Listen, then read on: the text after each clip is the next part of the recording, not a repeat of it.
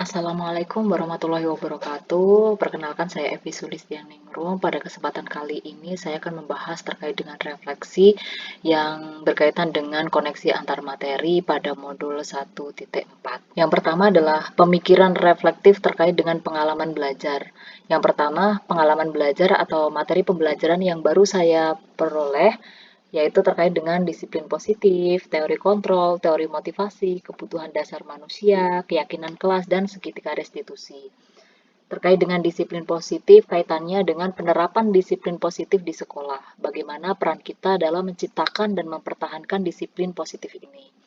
Teori kontrol berkaitan dengan peran kita apakah sebagai penghukum, pembuat rasa bersalah, sebagai teman, pemantau, atau manajer. Dan tentu saja posisi paling ideal adalah sebagai manajer, di mana peran kita untuk mendampingi anak, menemukan kesalahan, dan memandu langkah perbaikan diri anak. Teori motivasi di mana seseorang selalu berupaya untuk memenuhi kebutuhan diri, yaitu kebutuhan fisiologis, rasa aman, kasih sayang, penghargaan, dan aktualisasi diri. Keyakinan kelas berkaitan dengan nilai-nilai universal yang menuntun anak dalam kodratnya untuk menjadi insan yang mulia. Sementara segitiga restitusi berkaitan dengan penanganan anak untuk mengembalikan anak pada kelompoknya melalui serangkaian kegiatan dengan tetap mempertahankan identitas anak. Emosi-emosi yang dirasakan terkait pengalaman belajar. Rasanya adalah senang karena mendapatkan ilmu pengetahuan yang baru, bisa mengaplikasikan ilmu-ilmu yang didapatkan terutama saat menangani permasalahan anak. Nah, terlebih saya di sekolah sebagai wali kelas dan juga tim budaya sekolah, di mana saya sering menghadapi permasalahan anak. Tentu ilmu yang saya dapatkan saat mengikuti JGP ini menjadi sangat bermanfaat untuk saya. Apa yang sudah baik berkaitan dengan keterlibatan diri saya dalam proses belajar? Yang jawabannya adalah menerapkan disiplin positif melalui leadership karakter, memberikan pemahaman ketika anak melakukan kesalahan, memotivasi anak untuk melakukan perubahan yang lebih baik lagi. Setidaknya dalam leadership karakter yang ditanamkan di sekolah itu anak dituntut untuk selalu disiplin, peduli lingkungan, menjaga kerapian, dan saling hormat menghormati. Dan memberikan pemahaman pada anak saat melakukan kesalahan menjadi cara efektif karena di tingkat SMK, anak dalam proses pencarian jati diri.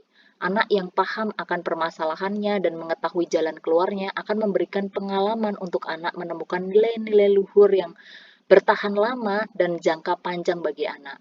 Tentu ini juga akan menjadi motivasi bagi anak untuk terus belajar. Apa yang perlu diperbaiki terkait dengan keterlibatan diri saya dalam proses belajar?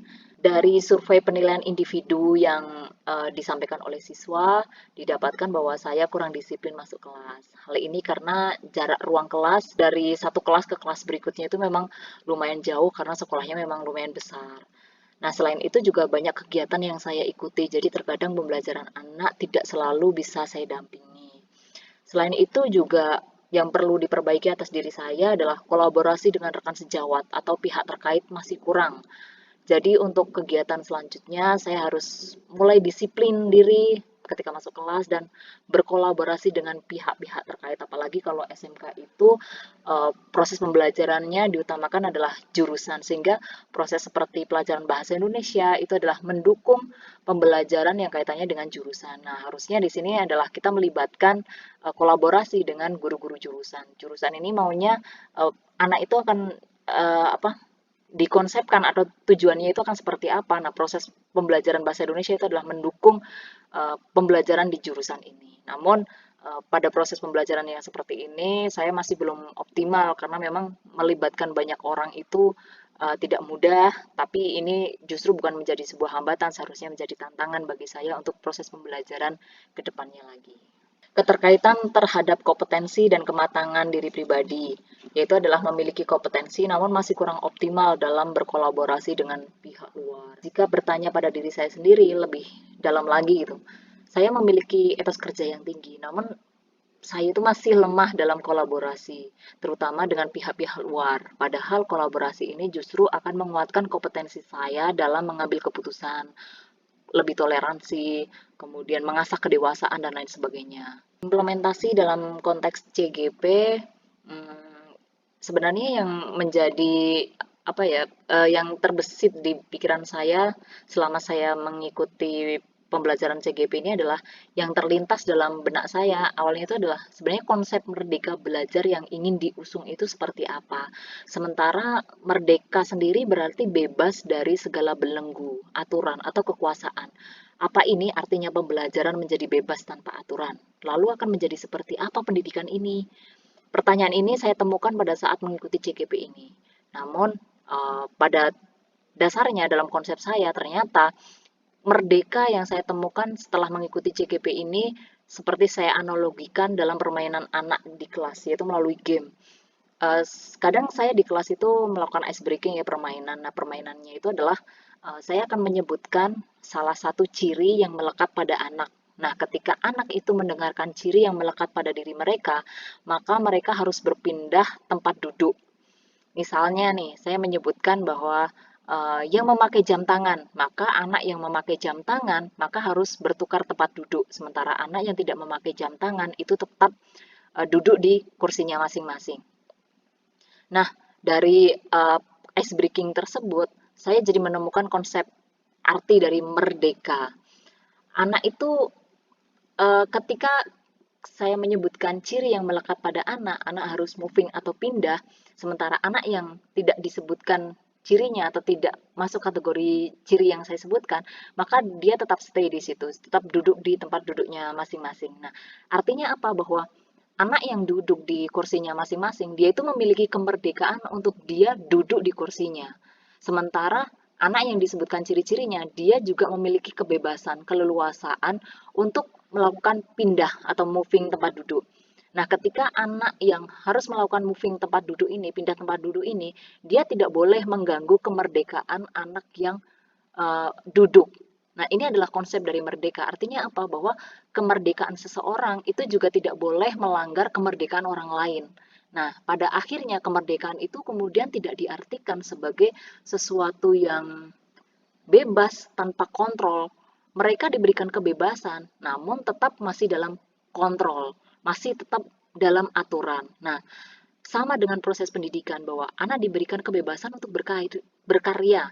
Namun, pilar-pilar nilai universal menjadi acuan dalam ring kebebasan anak.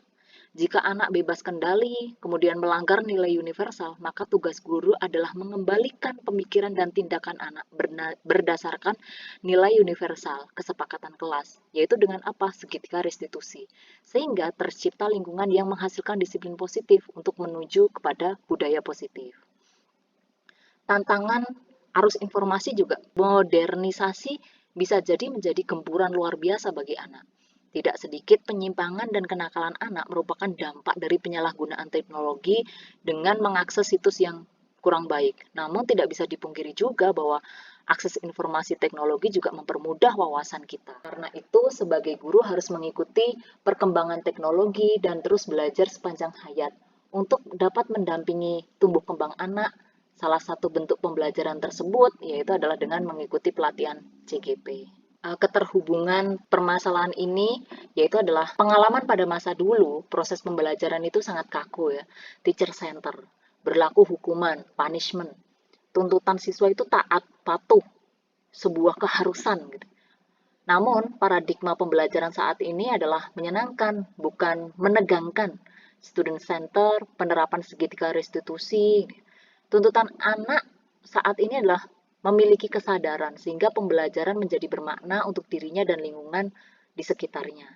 Nah, peran saya adalah terus melakukan perbaikan, terus belajar sehingga saya terus bisa melakukan praktik baik di lingkungan tempat saya tinggal dan bekerja. Setidaknya penerapan segitiga restitusi, pemahaman kebutuhan dasar manusia, posisi kontrol guru menjadi salah satu usaha praktik baik saya di sekolah. Sama dengan apa yang disampaikan oleh PP dan Fasil bahwa materi CGP dari modul 1 hingga 1.1 hingga 1.4 itu sebenarnya saling terkait dan tidak bisa dipisahkan sendiri-sendiri. Diawali dengan materi modul 1.1 di mana filosofi Ki Hajar Dewantara menjadi pondasi pembelajaran merdeka. Modul 1.2 berkaitan dengan nilai-nilai guru penggerak, nilai-nilai P5, maupun tahap perkembangan psikologis. Sementara pada modul 1.3 berkaitan dengan cara menganalisa permasalahan yang ada di lingkungan sekolah melalui analisa Bagja. Dan pada modul 1.4 terkait dengan permasalahan penyelesaian mengenai segitiga restitusi, posisi kontrol, atau keyakinan kelas. Nah, demikian tadi tugas refleksi dari koneksi antar materi. Semoga bermanfaat untuk saya pribadi dan orang lain. Sekian, wassalamualaikum warahmatullahi wabarakatuh.